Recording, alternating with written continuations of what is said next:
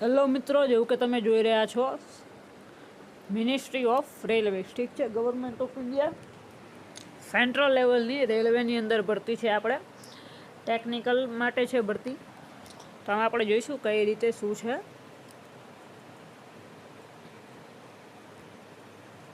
તો ફર્સ્ટ તમે આ નોટિફિકેશનમાં જોઈ શકો છો ટેબલ ઓફ કન્ટેન્ટ્સ. તો આપણામાં આ બધાની જરૂર નથી. આપણે જે મેઇન જરૂરત છે ઇમ્પોર્ટન્ટ ડેટ્સ, લાયકાત જે તમારે જોતી હોય આપણામાં માંગેલી છે, ઉંમર મર્યાદા, એમાં જે છૂટ આપવામાં આવે, ફી, તો આ વગેરેની માહિતી આપણે આની અંદર જોઈ લઈશું. મેઇન શું માહિતી છે, કઈ વેબસાઇટ ઉપર ફોર્મ ભરવું. પહેલાં તો નોટિફિકેશન નંબર જોઈએ તો 2/2025 એટલે કે 2025ની આ બીજા નંબરની ભરતી છે. આ નોટિફિકેશન નંબર ખાસ ધ્યાનમાં રાખવો કે તમારે ગમે ત્યારે આની પેપર સ્ટાઇલ જોયું હોય કે અન્ય કોઈ માહિતી જોઈએ તો તમે આ ગૂગલમાં રેલવે નોટિફિકેશન નંબર 2/2025 કરીને સર્ચ કરો તો તમને આખું નોટિફિકેશન મળી જાય કે આમાં તમે બધી માહિતી શોધી શકો છો. ફોર્મની આપણે લાસ્ટ ડેટ આમાં જોઈએ તો લાસ્ટ ડેટ 28/7/2025, ઠીક છે. 28 જુલાઈ આની છેલ્લી તારીખ છે. બને ત્યાં સુધી આપણે છેલ્લી તારીખથી 2-3 દિવસ અગાઉ ફોર્મ ભરાવી લેવું, જેથી કરીને એન્ડ ટાઈમે કોઈ તકલીફ ના પડે. વેબસાઇટ ડાઉન હોય તો પછી ફોર્મ ભરવામાં ઇસ્યુ આવે. પોસ્ટનું જેમ કે આપણે કીધું ટેકનિકલ છે પોસ્ટમાં, ટેકનિશિયન ગ્રેડ 3ની છે અને ગ્રેડ 1ની છે પોસ્ટ. પગાર ધોરણ જોઈએ તો ગ્રેડ 1માં 29,200 છે, ગ્રેડ 3માં 19,900 છે. ભરતી સેન્ટ્રલ લેવલની છે એટલે પગારમાં વધારો પણ સારો એવો મળશે અને દર વર્ષે ઇન્ક્રીમેન્ટ મળે જ છે. આમાં કોન્ટ્રાક્ટ બેઝ હોતો નથી, કાયમી બેઝ ઉપર જ હોય છે. જેમ કે આપણે ગુજરાતમાં એમાં હોય છે 5 વર્ષ સુધી ફિક્સ પે. આમાં ફિક્સ પે નહોતો હોતો, સેન્ટ્રલમાં સારો એવો પગાર વધારો મળી જાય છે. ટોટલ વેકેન્સી જોઈએ તો ટેકનિશિયન ગ્રેડ 1ની જોઈએ તો 183 જગ્યા છે ટોટલ, અને ટેકનિશિયન ગ્રેડ 3ની જોઈએ તો એની છે 6,055 જગ્યા છે. એમ મળીને ટોટલ 6,238 જગ્યાઓ છે. ઓલ ઓવર ઇન્ડિયાની જગ્યાઓ છે. આમાં આપણે જોઈએ તો ગુજરાતમાં અમદાવાદ ડિવિઝન લાગુ પડે રેલવે માટેનું, એટલે ગુજરાતમાં પણ જગ્યાઓ છે જ ત્યાં, પણ આમાં આપણે સ્ટેટ વાઇઝ જગ્યા નથી આપેલી. હવે લાયકાતનું એનું જોઈએ એલિજિબિલિટી. તો હવે જો ટેકનિશિયનની ભરતી છે, ઠીક છે, તો એના માટે ખાસ જો engineering, mechanical, diesel mechanic, electrician, તો આવા બધા જે હોય ફોર્મ ભરી શકે છે. એના માટે આગળ આપણે વિગતે જોઈશું.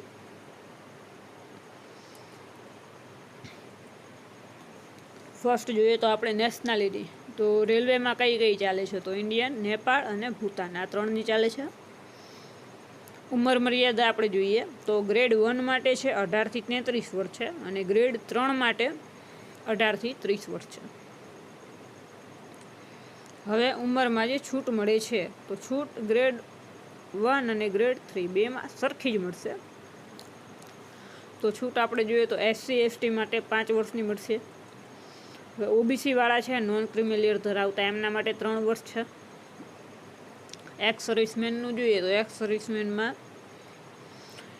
EWS ને જનરલ હોય તો 3 વર્ષ, ઓબીસી હોય તો 6 વર્ષ, SC/ST હોય તો 8 વર્ષ. અહીંયા આપણે ઓબીસી એટલે બધે નોન ક્રિમિલિયર વાળું જ સમજવું.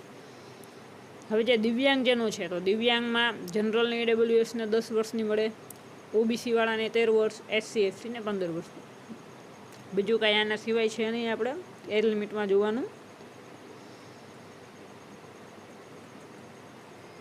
હવે એક્ઝામિનેશન ફી જોઈએ તો ફોર ઓલ કેન્ડિડેટ્સ 500 રૂપિયા ફી છે, જેમાંથી તમે પરીક્ષા આપો એના પછી તમને 400 રૂપિયા તમારા બેંક એકાઉન્ટમાં પાછા મળશે.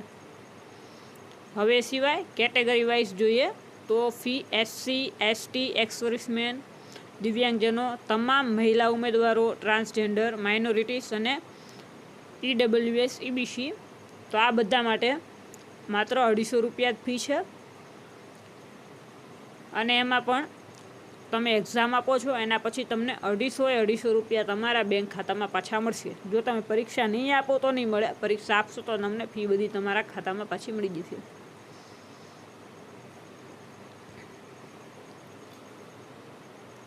નેક્સ્ટ આપણે જોઈશું આમાં રિફંડ ઓફ એક્ઝામિનેશન ફીઝ. તો ફી તમને પાછી કઈ રીતે મળશે? તો ફી માટે તમે જ્યારે ફોર્મ ભરશો એટલે તમારા bank account number, IFSC code એ બધો ફોર્મમાં લખવાનો આવશે જ તે, અને એમાં તમે જે લખાવશો એ ખાતામાં તમને પરીક્ષાના મહિના કે 1.5 મહિના પછી તમને પૈસા પાછા મળી જશે.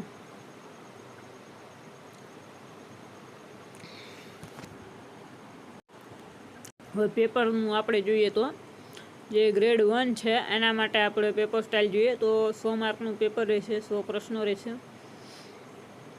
અને એમાંય જોઈએ તો જનરલ અવેરનેસના 10 પ્રશ્નો, જનરલ ઇન્ટેલિજન્સ એન્ડ રિઝનિંગ 15 પ્રશ્નો, basic of computers and application એના 20 છે, મેથમેટિક્સના 20 છે, અને બેઝિક સાયન્સ એન્ડ એન્જિનિયરિંગ, ઠીક છે, એના 35 પ્રશ્નો છે. હવે ગ્રેડ 3નું જોઈએ તો ગ્રેડ 3માં જોઈએ તો મેથમેટિક્સ 25 પ્રશ્નો, general intelligence and reasoning 25, general science 40, general awareness 10, એવી રીતે 100 પ્રશ્નો, 100 ગુણ, ઠીક છે. નેક્સ્ટ આ ફોર્મ ભરવાનું છે, કઈ રીતે ફોર્મ ભરવાનું આવે એના માટે આપણે અલગથી સેપરેટ વિડીયો બનાવશું, જેથી તમને ડીપમાં બધી માહિતી મળી રહે. જો ઘરે બેઠા ફોર્મ ભરવું હોય તો પણ ભરી શકાશે આની અંદર.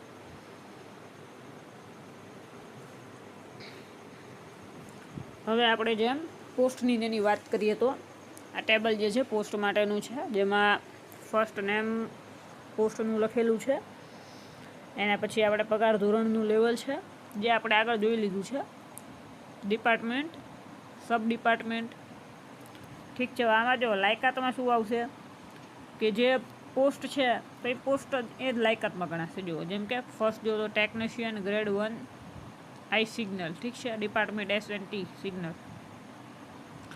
તો આના માટેનું લાયકાત તમે જુઓ તો bachelor of science in physics, electronics, જે કોમ્પ્યુટર સાયન્સમાં IT કરેલું હોય. મેઇન આપણે જોઈએ તો ઓલ ઓવર આ જે બધી પોસ્ટ છે એની અંદર મેઇન શું છે કે તમે ટેકનિકલ ટ્રેડમાં હોવા જોઈએ. પછી ભલે ડિગ્રી હોય કે તમે ITIમાં કરેલું હોય, એન્જિનિયરિંગનું, સિવિલ એન્જિનિયરિંગનું, મિકેનિકલ એન્જિનિયરિંગનું જોઈએ આપણે, ઇલેક્ટ્રિકલ એન્જિનિયરિંગ છે, પછી ઇલેક્ટ્રિશિયનનો કોર્સ છે ITIનો, ડીઝલ મેકેનિકનો કોર્સ છે, ઠીક છે. કોપા સિવાયના બધા ટેકનિકલ કોર્સને બધું આમાં ચાલશે. અને ડિગ્રી કે પછી ડિપ્લોમા હોય એ પણ આની અંદર ચાલશે. બાકી બીજું કંઈ નવું ને છે નહીં આમાં.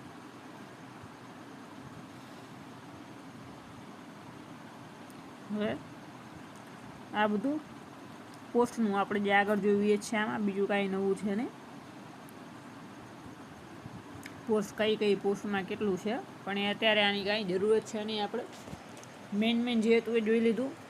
લાસ્ટમાં જે છે બધા સર્ટિફિકેટના નમૂનાઓ છે કે જે તમે ડોક્યુમેન્ટ વેરિફિકેશન આવે તો અમુક સર્ટિફિકેટ તમારે ગુજરાતના હોય ગુજરાતીવાળા, તો પછી એને સેન્ટ્રલના ઇંગ્લિશવાળા કઢાવવા પડે. તો એ કયા ફોર્મેટમાં કઈ રીતે કઢાવવું એ બધું આ નોટિફિકેશનમાં આપેલું છે કે જે તમને આમાંથી મળી જાય. બાકી બીજું કાંઈ છે નહીં. બાકી કોઈ પણ સારી એવી ભરતી આવે તો આપણે વિડીયો આગળ અપલોડ કરતા રહેશું. જો વિડીયો ગમતો હોય તો લાઇક કરો, શેર કરો, ચેનલ સબસ્ક્રાઈબ કરો, જેથી તમને આગળના તમામ વિડીયો મળી રહે. જય ભારત.